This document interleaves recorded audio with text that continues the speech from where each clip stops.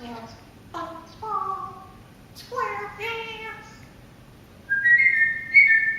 y'all drinking on though?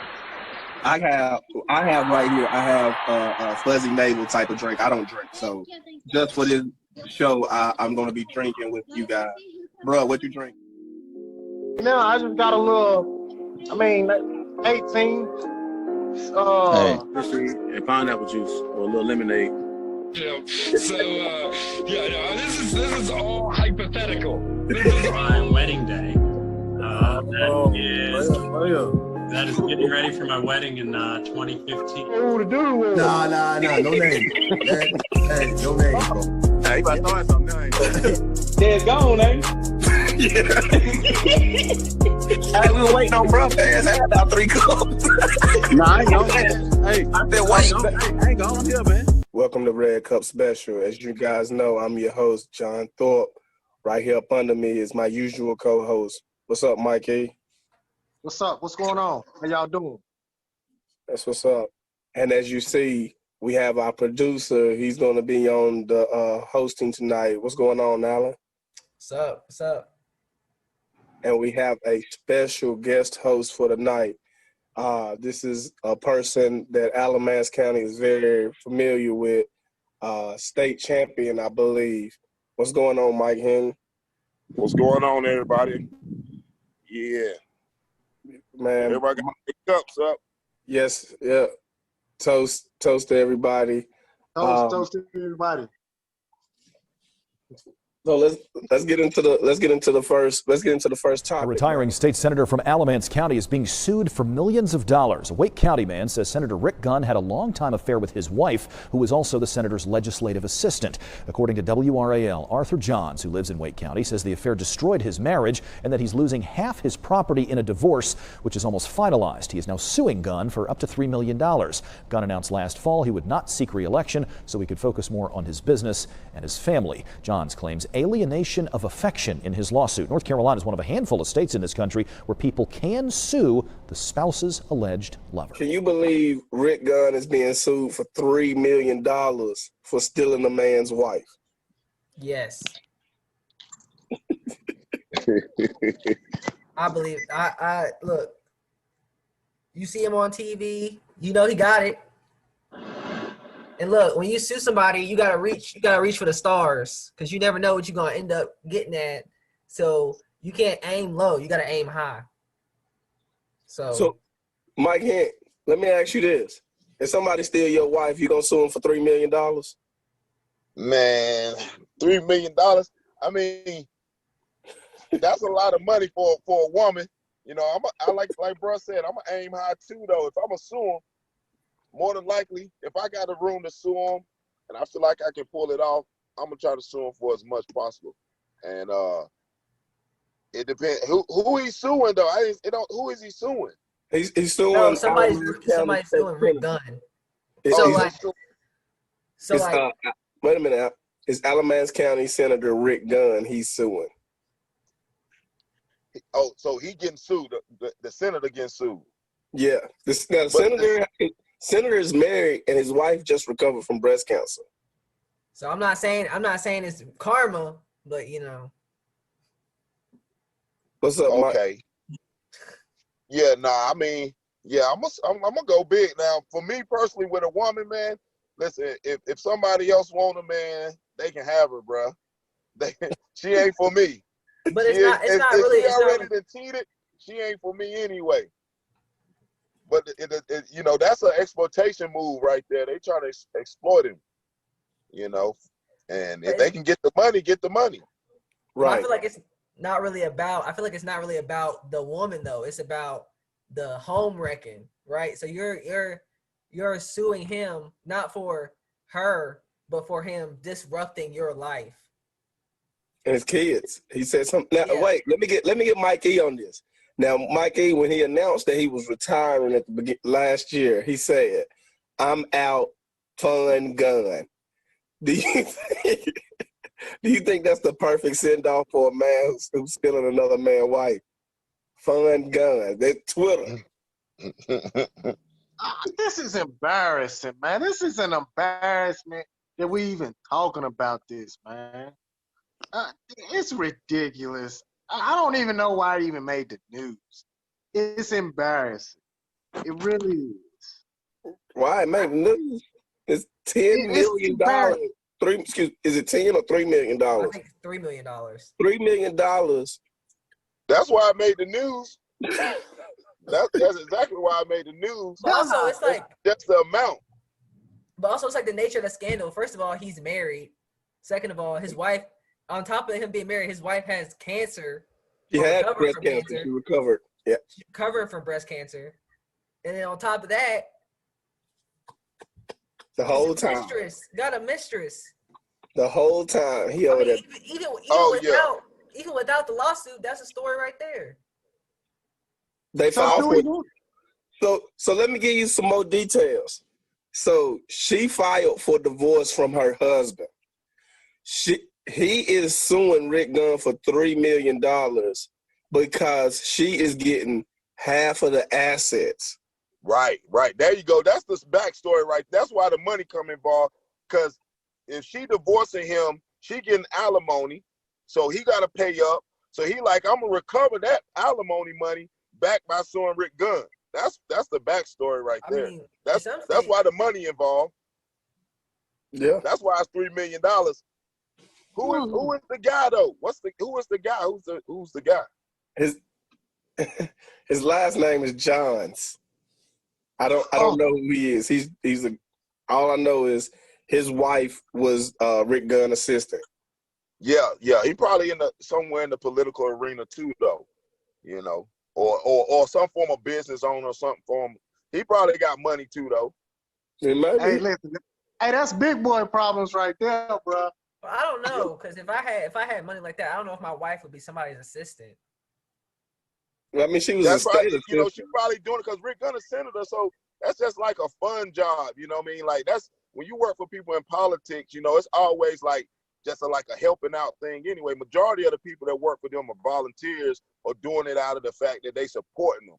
They ain't not really doing it as like this my profession. And you know, she probably is a housewife that ain't had nothing to do.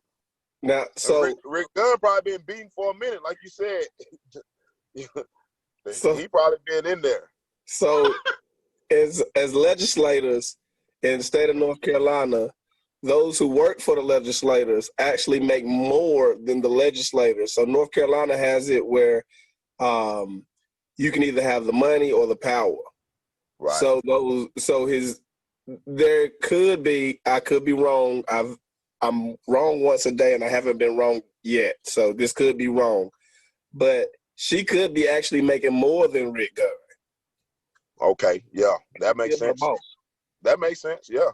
You know, that political arena, people get involved for different reasons. So but also, you know, I wouldn't think she hurting or anything. I wouldn't think so either. But also, if supposedly if she's making so much money, then the person that's suing Rick Gunn might be the person that's actually getting the alimony in this case. Could be. And then this is just part of because like especially if she's the one that cheated, she wouldn't really be getting alimony anyway. It depends on how the divorce play out. That's a whole lot of logistics. Yeah, divorces are really complicated. Divorces are really complicated. So. Yeah, because and this on the back end. That's big boy problems. Them big money. Yeah, this CEO issues right here. Yeah, that's above my pay grade. That's above my pay grade. I don't. Well, you a CEO? You an entrepreneur? Hey, bruh, I ain't on that type of level, brother. Ends low. They 3 M deep. So you know that else. You right. It's big boy, man. It's 3 M deep. You know. Man, look. They talking about 3 M's. Let me say this. If somebody steals my wife, they would probably sue me after about 3 months. Yeah, they like, man, you can have her back, huh? Hey, she cleaned up, brought me something to drink. John, come get her back, John. John, come please don't take her back. Mike, let us know what you got going on. Where you at right now, Mike? Oh, I'm in Anchorage, Alaska right now. I've been out here for about eight years now, man. I just been really building a sports training empire, man, working with a lot of young athletes out here in the community, but basically taking everything we did back in our Cummins days and really sharing it with a lot of the youth and the young men and women out here in Alaska. The market is a little bit less saturated out here and wide open, and the athletics out here isn't as in depth as what we had. We had a lot of programs coming up that we were able to be a part of that help us develop. So, I'm just trying to build that foundation out here for some of the young men and young women, and helping them, chase their dreams, goals, and aspirations, man, and make a career out of this thing called sports that so many of us have been able to use to take us to bigger and better places. And, sports led me out here in the first place. I came out here back in 2012 with a coaching job for an indoor football team. So that's how I ended up out here, and just been out here ever since, just doing that. That's what's up. What? Look, right now it's like what 7:40. What time is it there? It's 3:40 over here. We 4 hours behind y'all. That's what. Let me ask you this. I'm gonna refer to you as Mike Hinton, the full thing, because we got Mike E right here. Let me ask you this. This is big. Who was faster, you or Mike E? Oh, you mean I ain't gonna listen, man. My guy on the phone. Mike, you know the answer, man. You ain't told him the truth. Have you told him the truth? Listen. If anybody, listen. Here's the truth about the story. What's the truth? I'm the fastest. That's the only truth there is. But I pay my respect to my man. He did his thing. I left the torch. You know what I'm saying? I left the torch lit for him. And he did his thing, but head-to-head, I think I got a couple head-to-head wins against old Mike E over there under my belt. I got a couple. Here's the truth. Here's the truth of the matter of the fact. I said, now, true indeed, Mike was whooping my tail. And I sat down and humbled myself. I said, Mike, yo, how are you beating me every time? And he was like, now correct me if I'm wrong, Mike. Mike said, this is what you got to do. You got to pee on your feet. There it is. So I was sitting here like, dude, I said, I'm like, pee on your feet. He was like, yeah. He told me, he's like, yo, you got to pee on your feet. The secret sauce. I was like, dude, that's terrible. He was like, man, you in the shower. You know what I'm saying? You already showering anyway. Just pee on your feet. Yeah. So I was like, all right, cool, dope. Honest to God, when I tried it, I tore his tail up, dog. I tore him up, bro. So listen. So listen. So let's keep it. Let's keep it real. I remember the meet. It was at Cummins. It was a tri meet versus it was us and Eastern Alamance, and this was my last year, and Enz was a junior. Enslow was a junior, and he did beat me that time. He did beat me. He stole my he stole my you know what I'm saying, my secret sauce. Right. So listen, I have no complaints to say that I got beat by somebody who pees on their feet.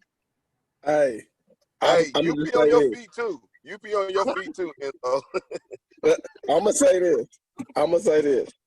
I've also beat Mikey once. That made two of us on this Zoom. That made two of us on this Zoom. Hey, I've only beat him once. He was so mad. He went in the house. Now look, he came home from college, right? So I'm over here. Now I'm in high school. I'm in the junior or something like that. I'm like, yo, I can beat you now. I know I can beat you. So he was like, all right, let's go out there. We went out there. My homeboy C-Dub, who's eventually gonna be on this show, he can back this up. I went out there. We lined up. Said go. I guess he was taking me lightly. I beat him. Yeah. He was so Got out mad. on him. He was so mad that he went back in the house. Now we in the street. He went back in the house, put on some track cleats, came back out there, gave me a head start, and beat me. Okay, but you got that one W I got that dub though. before he avenged his loss. He avenged his loss. Yeah. You got out on him. He took you lightly though. Yeah, he was so angry. He was so angry that he didn't even want to talk. That's what a loss would do to that man. That was lies. Oh, I think that was lies. I think I went. You know what? Listen. If it does, you're a sore loser, bro. Hey. You're a sore loser, bro. You got mad at that man. Hey, he did go use the bathroom too. He went to go use the bathroom before. He went to put his secret sauce. He went to put his secret sauce on, man. The Centers for Disease Control says that there could be a coronavirus vaccine by late October or early November. According to the New York Times, all 50 states and 5 large cities, including New York City, were notified to prepare to vaccinate healthcare workers, long-term care residents, and also other high-risk groups first. The CDC says that it notified public health officials in all 50 states and 5 large cities, including New York, about this distribution of the vaccine. New York State Department of Health says it did receive the letter and it is now being reviewed. The U.S. has more than 6 million coronavirus cases and nearly 185,000. Oh, you guys gonna go get vaccinated? Man, I seen a video where this guy took a vaccine already and they made his hair grow back. Remember me, but I'm one of the damn fools that didn't take the coronavirus serious. So I went outside, got sick, and lost my hair. I had a head full of hair. Well, now they prescribed me a vaccine for the coronavirus that I got right here, and I'm going to take it, and it's supposed to make me feel better and grow my hair and everything back. So we're going to try this and see what happens. All of it. So I'll let you guys know, okay? So this is day 2 of the vaccine for the coronavirus, and as you can see, things are really changing for me here. Like, my hair is really growing back. Like, this vaccine might be the truth. We'll see day 3, okay? Wow. Woke up day 3. Look at this. This vaccine is really working, y'all. Man. Y'all talking about don't trust the white man. Man, look at here. This is day 4. I don't really know what's in this vaccine, but wow. Man, I am so happy, man. Can't wait to go outside again when this is all over. But as you can see, I even got a part right here. Oh, man, I'm looking like Frederick Douglass, man. I'm loving this. Wow. So this is day 5. I don't know what the hell's in this vaccine, but I didn't ask for all this. Now I look like the nigga from the whistle. Hey, y'all taking that vaccine? I think Iz might take it. Might be exactly what you're looking for.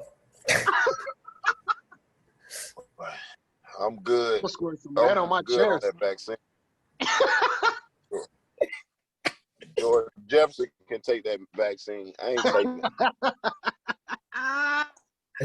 That's that vaccine, dude. That line gonna be real long. Bro.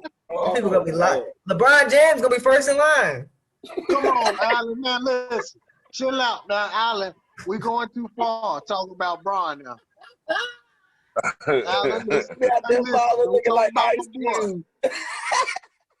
Don't talk about my boy now. That's refrain from the LeBron. You're right.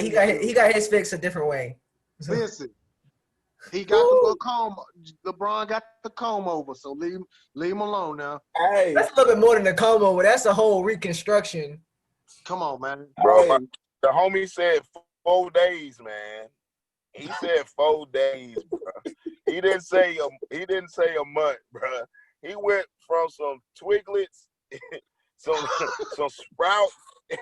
He went from some sprouts to a whole head of lettuce, man, in 4 days.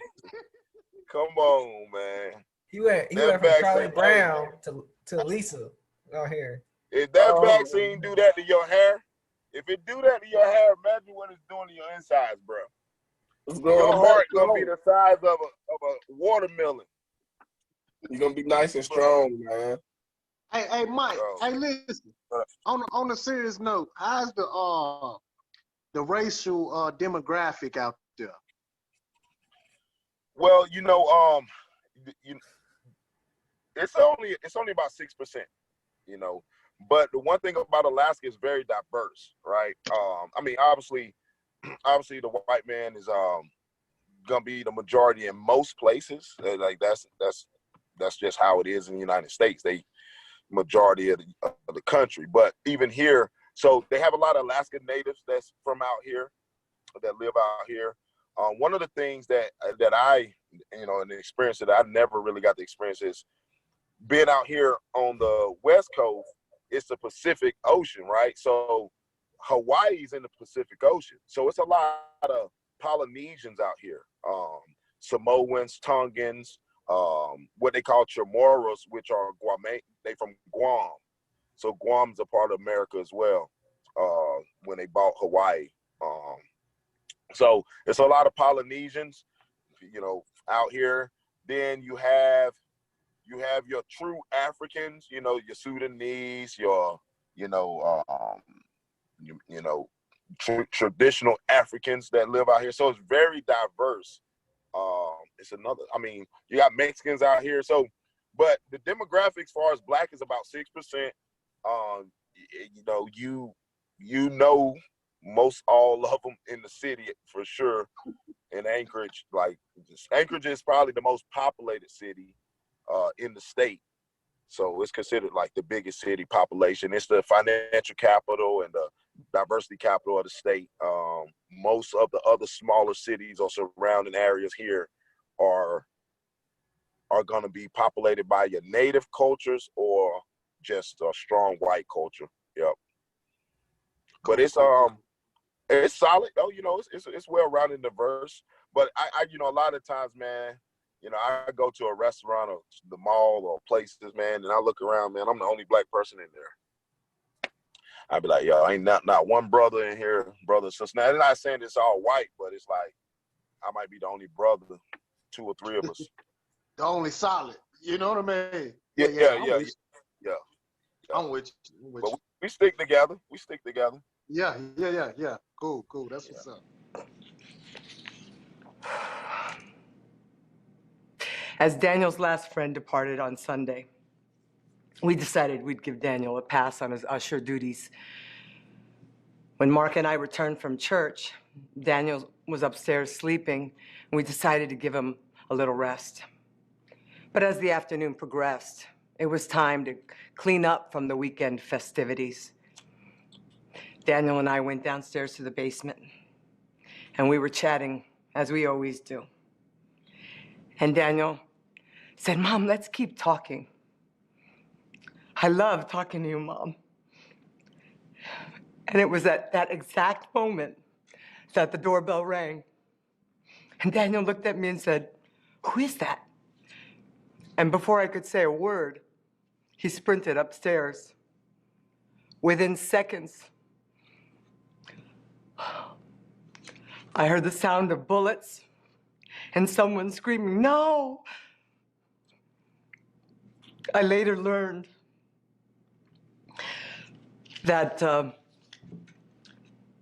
this monster who had a FedEx package in his hand opened fire. But Daniel, being Daniel, protected his father. And he took the shooter's first bullet directly to the chest. The person that did it supposedly disliked her because of affirmative action. However, she is also the judge for the female in the child trafficking, the sex traffic issue that's going on with the Epstein case, who mysteriously killed himself. Now, Man, that's too deep for me to even comment on. do y'all think that she was shot because, or this hit was hit on her because of Epstein, or really do you think it was really about affirmative action? it seems like the shooter had ties to the affirmative action thing, and that's where possibly his motive was. So I think it seems like, based off of that fact, that the Jeffrey Epstein thing was just a coincidence. I don't think a coincidence. I think two It things. just so happened to be the next. It just so happened to be the next case that she was working on. I think both things can be tied together. I think that because he shot someone else that wasn't involved in the Jeffrey Epstein thing. But that don't mean two things can't be true at the same time. He had a reason to kill her, but it also gave or send a message. But somebody could also hit him up for some cash and be like, "Look, you already dislike her anyway. Might as well get this done." I thought that'd be wasting money on the person that was paying him part, because he already going to shoot. Why you gonna pay him to shoot? He wasn't gonna shoot until you paid him. But there was, unless they paid him to shoot the other person too, just to make it look like it wasn't tied to it. When you go kill one person, you might as well kill everybody that you dislike. Hey, did the judge get shot too? No, the judge didn't go upstairs. By the time the judge went upstairs, they had already left. So it was only the judge's daughter. The judge's son and her husband. Oh, okay. The judge was, Yeah, I think she was Latino American, or is she black? Yeah, Latin American. And I ain't comment on that. Folks turned up missing in this case. But you can comment on Rick Gunn. Oh yeah, he right there in North Carolina too. They gonna find you. It's easy to find you in that case. Hey, Mike. Hey, that's John's rival. If he ain't took out John after he told John ass up. Yeah, he coming at John first. That's that political realm. That's that political realm, man. You know how they do. You know how they do. I didn't share. They ain't gonna be on a list. Yeah. Nah, I didn't share that. No, that's the same thing with the judge, though. I don't know if I'll say this about that judge situation. I don't know a lot about the case, and when as that job, it brings that type of atmosphere to where, the cases you worked on, you're associated with them. Like, you ain't really got to be involved. You ain't really got to make a lot of decisions that affect the case at all. But the fact that your name associated with it puts you in the line of fire. So I'm pretty sure with the Epstein situation, some people were pissed off about that for sure. Just by guilt by association, your name associated with the case, that could definitely be a motive. I agree, that definitely could be a part of the motive. But that come with this. That come with the territory of being a judge, man. You involved in a case that you don't know what's gonna hit your desk, but as soon as it do, you associated with it. Now, Mike, you said that sports took you out, got you out into Alaska. How did that come about? So I was playing some arena ball down in Texas, back in 2009 and 2010. And one of the guys that was my defensive coordinator for the team I played for ended up getting the defensive coordinator job for a team that was in the league in Alaska. I pretty much stopped playing after the 2010 season. I was pretty much done with playing football and looking forward to just starting my own business and being an entrepreneur and figuring out what I was going to do after my playing days. So he gave me a call, man, and I really didn't want to coach, but the opportunity presented itself for me to come out to Alaska, a place that I actually didn't get to visit. And at that point in time, I was just looking at really trying to take advantage of what opportunities and experiences that I could get from sports. I figured I was going to be finished playing in Alaska. I had never been to Alaska. He called me up, a good friend called me up and told me that he had a job opportunity for me out here to come coach defensive backs for him at a team called Alaska Wild that played in an indoor league called the IFL, the Indoor Football League, that had 32 teams across the nation and competed nationwide. There's not a lot of arenas to play football outside of the NFL. Like you got Canada, and then you got some indoor teams, but that's about far as it goes, minor league or semi-pro as far as football goes in.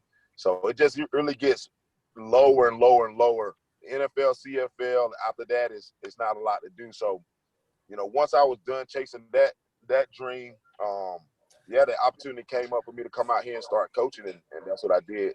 I liked it so much and I enjoyed it so much that I left for 6 months, but I moved back to Alaska and been out here ever since. So that's how it all sort of transpired for me. And the economy at the time was sort of down in the States, the lower 48, that's what they call it out here, like they call the rest of the country the lower 48, and Alaska is like the 49th state. So the economy was down, and this was like recession time or right after recession time back in the 2010, 2009, 2010. So the economy out here was booming. And whether people know it or not, Alaska is the richest state in the nation. You know, they have a lot of natural resources, oil, gold, and the fishing. The fishery is really big out here. You know, salmon runs come through here, so a lot of people, you know, stock up on salmon, do salmon runs, salmon and halibut. So the economy was good. It was plenty of money to go around, and you know, plenty of opportunity for me and, like I said, what I do, because it's just not a lot of people out here with, you know, youth programs or sports programs out here that help with development from the youth standpoint. So, you know, I started my own company, Only the Strong Sports, and we began working in the community, training young athletes in 2 areas: strength conditioning, speed and agility. So, you know, been doing that ever since. Daddy left. He left us flat in Cairo, Georgia. I was only 6 months older than you are now.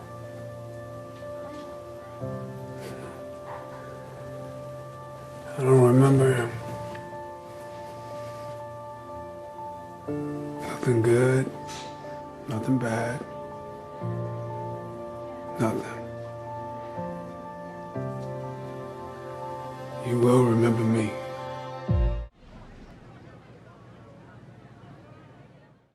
So right after we finished filming on last Friday, the news came out that tragically Chadwick Boseman had passed away from stage 4 colon cancer, and you know, he had been diagnosed in 2016, and he had filmed basically all of his big movies since I think since he did James Brown. Every role he did since James Brown, he did knowing that he had this colon cancer. And you know, he had his family, his close friends had kept it under wraps. And not even the directors for most of his movies knew that he was in this predicament and going through this. There was, you know, this news coming out, you know, where he did this live where he was, you know, looking, you know, because people have been noticing that he looked visibly like a lot skinnier, you know, that type of thing. And it was finding out about it was like particularly hard for me because, you know, that's the same way that my stepfather Calvin died. He had colon cancer and liver cancer, I believe. Both. He had both. And he also, like, right before he passed, he looked so like a shell of himself. So I was like thinking about how people made fun of Chadwick Boseman for him looking like that. You know, people were saying like he was on drugs, all this other kind of stuff. Because you know how our people are, you know, when we see somebody looking, you know, out of pocket, you know, we start going in with the jokes and everything, regardless of how serious it might be. So, and still nobody knew that he was going through that. So, prayers out to his family and everybody that knew him that's going through it right now. I mean, that's how I know Illuminati real, because you telling me they can heal a U.S. CIA agent from a gunshot wound in a couple of hours, but the king of Wakanda died from colon cancer. Gotta be woke. Gotta be woke, bro. My whole timeline was flooded. So I don't know. I mean, I guess he meant a lot to most people. So I guess he made a good impact on him making movies and stuff. So I mean, I assume that most of his movies was being talked about in your barbershop, when it was coming out, because of how important his movies were to the culture. Only Black Panther. Really, I mean, he had several movies out. Nobody really cared about the guy until Black Panther.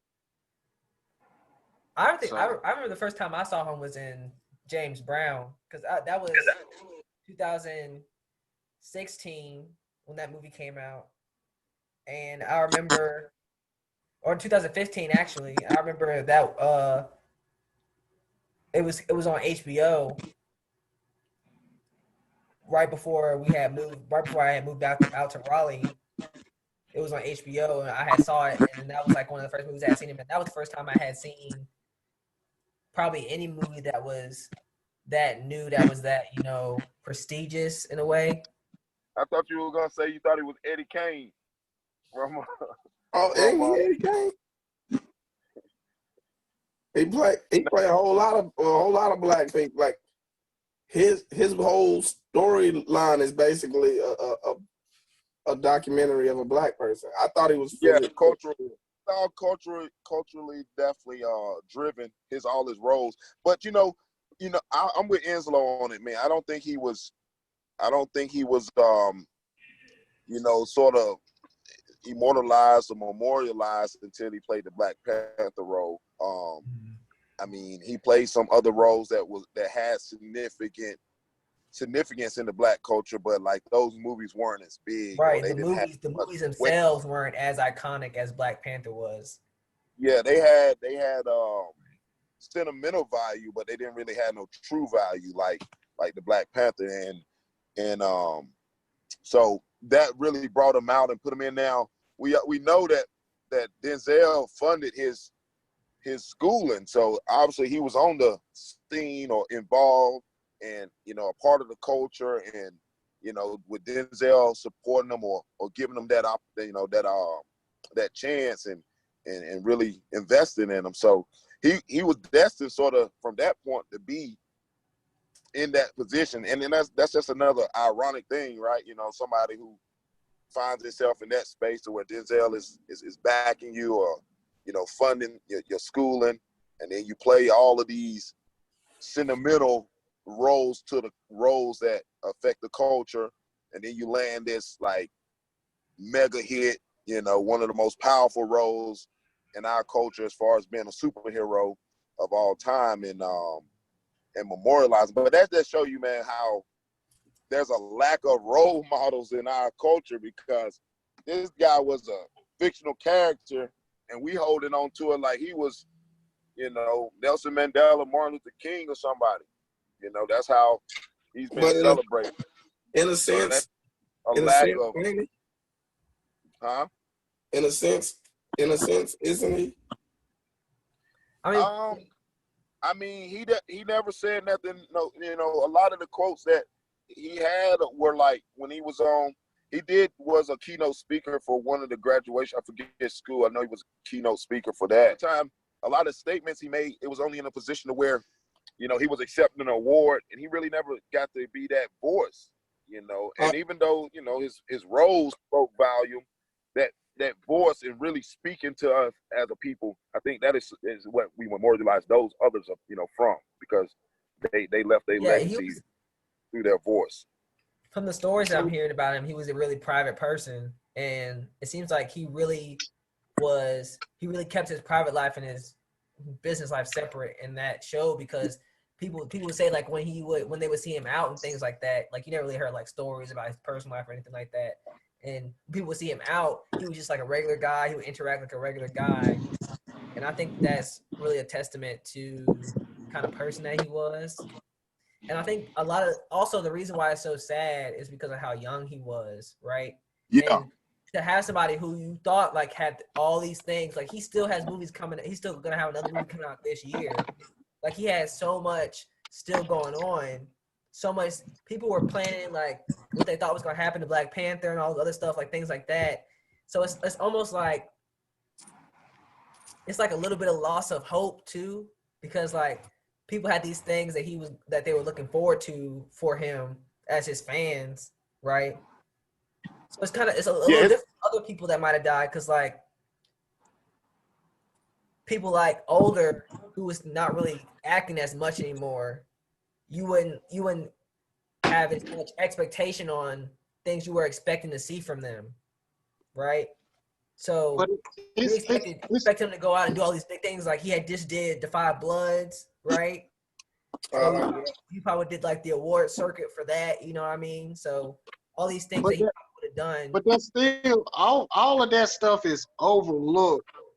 Like to elaborate on Mike, what he's saying, all of that stuff is overlooked versus him playing a fictional character. That's what I'm saying though. Like even with Black Panther, people had expectations of what they wanted Black Panther to go on and do, right? And now all that stuff is changed, right? So all the things that we thought he was gonna end up. Jackie Robinson was a real live person. You never seen nobody walking around with a, what was it, 42 jersey on? Yeah, but also like Jackie Robinson was in like the 60s. I mean, but still. Bruce didn't know how to play soccer. I want to give a shout out to everybody that's back in school right now, that's doing their part to stay social distance and keeping, you know, their family at home safe and everything, you know, while also going to school. Oh man, I give a shout out to all you guys, man. I appreciate this time. I appreciate the conversation, man. I appreciate you guys for you know, putting this together, giving young brothers a platform to speak their voice on some, you know, pretty real topics that's going on in the communities around us and across the world and across our country. So, I mean, shout out to you, John, Enslow, and Allen. You guys, y'all keep doing y'all thing, man. And just shout out to all the people out there, man, that's going through a little struggle or hardship right now. Guess what, man? The sun come out after the rain. So, you know, keep fighting. Look forward to the next day. Keep putting your best foot forward, man. And believe me, I'm out here supporting you 100% no matter where you at and what you're going through. As always, shout out to Mike E. Keep pushing. I like to encourage myself a lot more than anybody else, because I'm the brains of this operation, of my operation personally. I like to keep myself going. So shout out to myself.